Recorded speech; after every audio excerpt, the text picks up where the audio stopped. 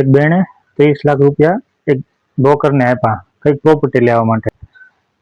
એ બ્રોકરે રૂપિયા તો લઈ લીધા, પછી ના તો પ્રોપર્ટી આપી ના તો રૂપિયા પાછા આપ્યા. એ મહિલાએ પછી કેસ કર્યો કોર્ટમાં.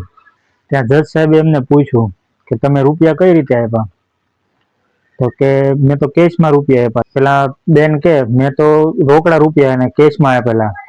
તો જજ સાહેબે કીધું કે 2 લાખથી વધારે રૂપિયા રોકડા આપવા એ કાનૂની ગુનો છે, કલમ 269 ST. જજ સાહેબે કીધું કે તમે 2 લાખથી વધારે કોઈને રોકડા રૂપિયા આપી ન શકો, તમે કાનૂનનો ભંગ કર્યો છે. તો પેલા તમે 100% પેનલ્ટી ભરો, પછી આગળ કેસની વાત કરીએ.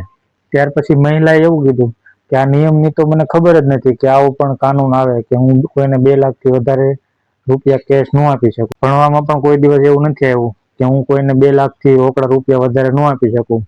આ નિયમની તો મને ખબર જ નથી.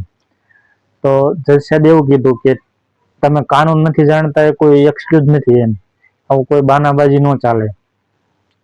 તો બેને એમ કીધું કે મને તો ભણવામાં હિમાયુ ક્યાંથી આવ્યો ને હિમાયુ કોણ હતો ને શાહજહાં કોણ હતો ને એના છોકરા કોણ ને આવું બધું મને ભણવામાં આવ્યું હતું, અને મારે ફરજિયાત યાદ રાખવું પડતું કારણ કે મને એક્ઝામમાં પૂછાવાનું હતું.